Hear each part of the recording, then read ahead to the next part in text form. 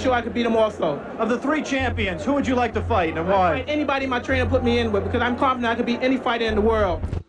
And that's how you gotta be. With a ride to the beat with my hopes and my dreams like a boat in the sea, let it ride. From the west to the east, be the best you can be. Let the rest in peace while I try. What's goody fam? I'm coming back at it with another reaction on ShakaShine Reacts. Today, we're doing a little bit of Mike Tyson, and this is when Tyson inflicted maximum damage on Frazier. Again, I don't even know who Frazier is, so please give me a little bit more of a backstory. Let me know in the comments, and we'll get straight to the reaction. Do you feel a responsibility not just to win your fights, but also to entertain? Absolutely. Any fighter in general would think their main objective is to make the audience go home and let them know they had witnessed something that was incredibly special. That's facts. Welcome back to the Big Fight Recap. You're on. All right, let me turn this down just a little bit. The volumes today have been crazy, so all right. The LTV Classic. If he doesn't die, it doesn't count. If he's not dead, it doesn't count. On today's video, we look back at the night a prime ready Iron Mike took on the son of a heavyweight boxing legend. Let's go. With my pop in my corner. So boxing legends. So yeah, I haven't kept up with boxing, not almost at all. So I still have a lot to learn about boxing, and all y'all gotta let me know is who you want me to react to, and I will get to it. See any way that I can lose. Something about this occasion made Tyson extremely enraged, exasperated, and eager to close the show as quickly as possible. Let's take a look.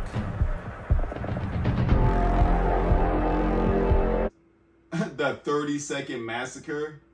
Oh jeez. Let's go.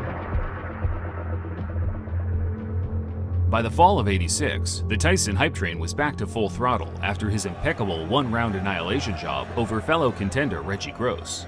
That it's very difficult with a kid who throws hydrogen bombs to get him experience. Exactly. At this point, Team Tyson was still matching their prodigy relatively lightly, despite every boxing fan, including Mike himself, convinced he had the tools to mix it up with the current champions in the heavyweight division. I'm starting to think that you're unstoppable. Do you feel that you're the best heavyweight in the world, that you can step in with anybody right now? I feel I am the best fighter in the world right now. Watch. And hey, he has something to prove, and he was working hard to prove it. Let's go. A fighter as brilliant as Mike Tyson being steered away from a title shot was frustrating for the boxing community. Yet, in retrospect, his managers, Jim Jacobs and Bill Caton, were not only aiding Mike in building an impressive unbeaten record, they were, more importantly, ensuring the development of a raw young talent that, once he secured his title shot, was the complete finished article. I'm the leader. I look everything over carefully, and then I send him in to do the job. The former Hall of Fame legendary heavyweight champion Joe Frazier, who famously beat the previously unbeaten Muhammad Ali in 1971's Fight of the Century. Wait, that Frazier? Wait. Took an entirely against-the-grain approach as to how a fighter should be developed during his managerial years post-retirement. I'm not in charge, you know. If they say fight King Kong, I'm ready. All I have to do is get my body in condition and my mind and spirit. Okay. His son. I was about to say that didn't even make sense. Okay. The pieces are connecting. Now I'm even more interested into watching this. Let's go. I'm ready. Smokin' Joe had the attitude, if you're gonna be a journeyman boxer, there's no point in beating around the bush. As the fighters he trained, such as James Shuler, Burt Cooper, and son Marvis, quickly found out once they were under his tutelage. If I couldn't train these boys or I couldn't live with these boys, I'd be the first guy to get the hell out the way. Marvis embraced his father's philosophy, where after a very brief amateur career, he began fighting legitimate top contenders inside his first 10 fights as a pro. Against Sowski as he backs him into the ropes above us. Two lefts and a right hand, all by Marvis Frazier, all score. Marvis beat Steve Zuski, James Broad, and Joe Buckner in his first few fights. In doing so, he never looked like a world beater. More so, a man determined to at least fill a sliver of his father's boots. Joe pushed his son to the complete deep end in 1983, having Marvis face off with the #1 heavyweight in the world, Larry Holmes, who at the time had a record of 44-0. Oh, dangerous. He didn't have him down.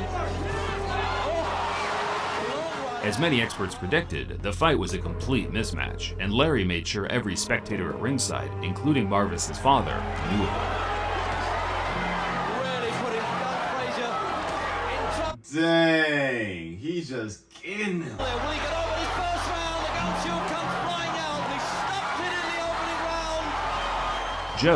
his dad, did not look happy. Joe did not look happy. Period, point blank. never lost faith in his son, though, pushing him even harder in the direct aftermath, where Marvis regained momentum with impressive wins over Quick Tillis and Bone Crusher Smith. Whether the Fraziers genuinely felt they were ready for Tyson or not, Marvis's ranking among the sanctioning bodies put him in the direct firing line of the most devastating contender in world boxing. I bet. Entering the ring, the local favorite. That would be absolutely terrifying. Getting in the ring with Mike Tyson. Like, oh my gosh. Especially doing anywhere near his peak. Like, even now, I would still be terrified to get in a boxing ring with Mike Tyson. So let alone when he's at his peak. Like, Trains and lives in Catskill, New York. Mike Tyson entering as the Warrior. Tyson met Frazier at the Civic Center in Glens Falls, New York in July 1986. Tyson paced up and down the ring during the introductions, angry and eager to one-up what Holmes did a couple of years prior.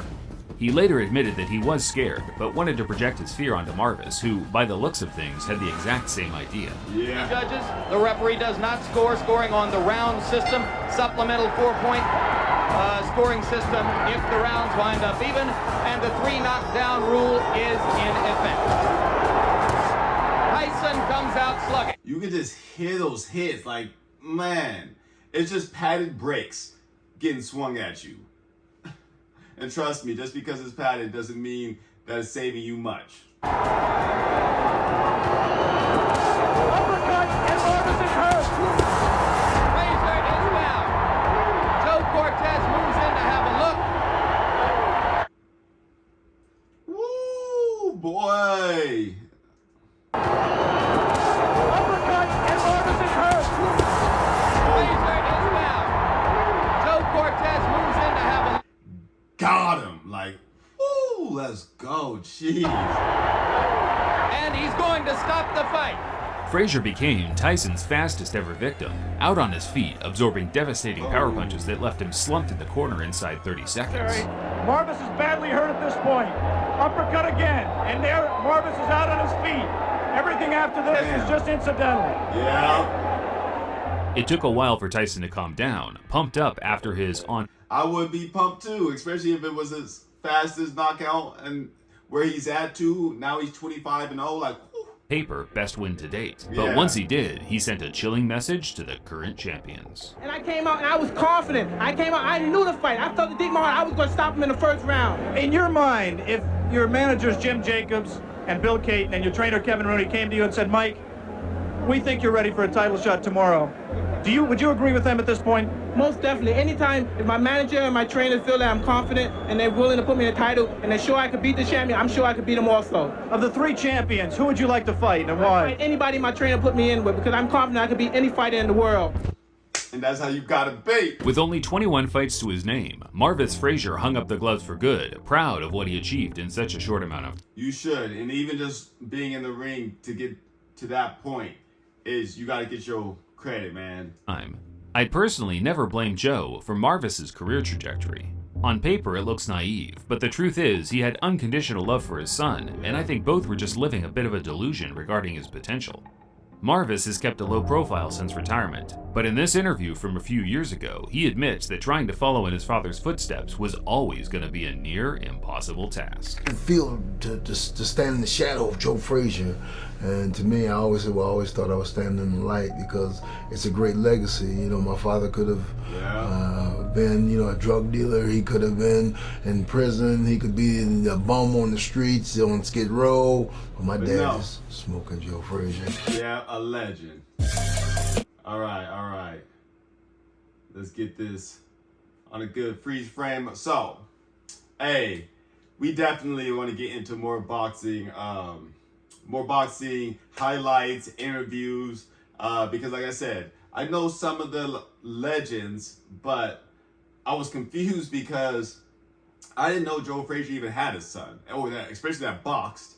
So yeah, we know Muhammad Ali, Frazier, we know Mike Tyson, we know the legends, some of the legends, but I definitely could learn more about all of them, all the ones I just said, plus I'm sure there's more that I would love to watch. So if you know more about boxing, let me know. Some good highlights, some good boxers, and we'll get to those videos ASAP. Either way, man, fighting Mike Tyson would be insane.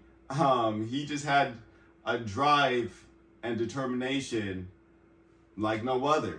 And it definitely didn't hurt having bricks for hands. So either way, I'm messing with it. For the people that are waiting on their requests, getting to every single one of you.